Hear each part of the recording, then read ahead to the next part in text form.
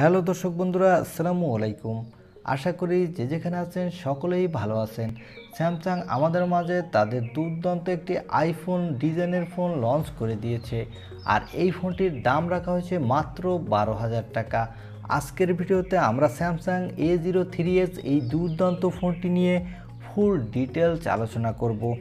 এই ফোনটি কী স্পেসিফিকেশন দিয়ে লঞ্চ করেছে এবং এই ফোনটি যে দামে লঞ্চ হয়েছে এই দামে এই ফোনটি কি আপনার নেওয়া ঠিক হবে কিনা, এই ফোনটি নিলে কি আপনি ঠকবেন বা জিতবেন।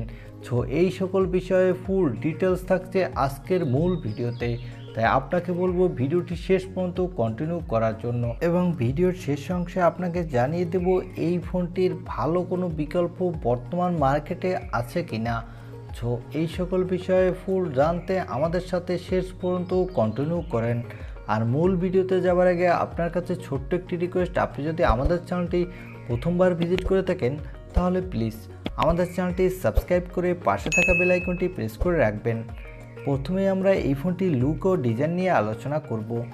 এই ফোনটির লুক ও ডিজাইনে কথা বলতে গেলে এই ফোনটির লুক ও ডিজাইন প্রায় আইফোন 12-এর মতো সেমই দেওয়া হয়েছে এবং এই ফোনটির ব্যাক সাইডে দেওয়া হয়েছে ডুয়েল ক্যামেরা সেটআপ এবং এই ফোনটির নিচের দিকে দেওয়া হয়েছে ইউএসবি টাইপ সি এবং স্পিকার এবং এই ফোনটির সাইডে দেওয়া হয়েছে পাওয়ার বাটন। এই ফোনটির ডিসপ্লেটি দেওয়া হয়েছে একটি auto drop notch cutting display.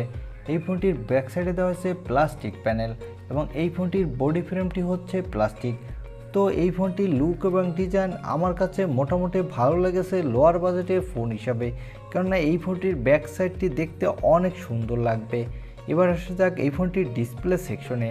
এই ফোনটির ডিসপ্লে হিসেবে দেওয়া হয়েছে 6.5 ইঞ্চি মাপের একটি এইচডি প্লাস টিএফটি ডিসপ্লে এবং এই ফোনটির ব্যাক সাইডে দেওয়া হয়েছে ডুয়েল ক্যামেরা সেটআপ, যার প্রাইমারি লেন্স দেওয়া হয়েছে 48 মেগাপিক্সেলের, সাথে দেওয়া হয়েছে একটি 2 মেগাপিক্সেলের ডেপথ সেন্সর। এই ফোনটির ব্যাক সাইডে ক্যামেরা দিয়ে আপনি full HD plus video record করতে পারবেন। এখানে দেওয়া হচ্ছে একটি 8 মেগাপিক্সেলের সেলফি ক্যামেরা। এই ফোনটির পাওয়ারের কথা বলতে গেলে এখানে দেওয়া হচ্ছে এক্সিনোসের 7884 প্রসেসরটি। এই প্রসেসরটি একটি 14 ন্যানোমিটার আর্কিটেক্টে বিল্ড। এই প্রসেসরটি দিয়ে আপনি PUBG, Free Fire, Call of Duty, অ্যাসপালনাইনের মতো গেম প্লে করতে পারবেন, সাথে ভালোই মাল্টিটাস্কিং এক্সপিরিয়েন্স পেয়ে যাবেন। তবে গেমগুলো প্লে করতে গেলে সেক্ষেত্রে কিছুটা ল্যাগিং ইস্যু দেখা দিতে পারে। এই ফোনটিতে আউট অফ দ্য বক্স দেওয়া হয়েছে অ্যান্ড্রয়েড 11 এবং এই ফোনটিতে ব্যাটারি হিসেবে দেওয়া হয়েছে 5000 mAh একটি ব্যাটারি, সাথে দেওয়া হয়েছে 10 ওয়াটের একটি ফাস্ট চার্জার। এই ফোনটিতে একটি dedicated micro SD card slot দেওয়া হয়েছে, তবে এখানে সিকিউরিটির জন্য কোনো ফিঙ্গারপ্রিন্ট সেন্সর দেওয়া হয়নি, এখানে শুধু ফেস আনলক আইডিটা দেওয়া হয়েছে। এই ফোনটি দুইটি র্যাম ভেরিয়েন্টে মার্কেটে পাওয়া যাবে। এর একটি হলো 332 জিবি, অন্যটি হলো 464 জিবি।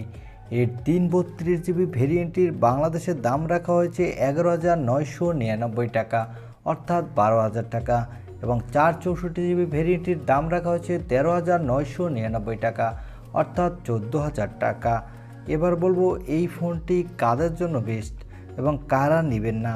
এই ফোনটি যারা লুক ও ডিজাইনকে বেশি প্রায়োরিটি দিয়ে থাকেন তারা এই ফোনটি নিতে পারেন, তবে যারা পারফরম্যান্সে বেশি প্রায়োরিটি দিয়ে থাকেন তারা এই ফোনটি নেবেন না। এই ফোনটির বিকল্প রিয়েলমি C25Y সেই ফোনটি নিতে পারেন এবং সেই ফোনটির 464 জিবি ভেরিয়েন্টটি আপনি পেয়ে যাবেন 13,190 টাকায়।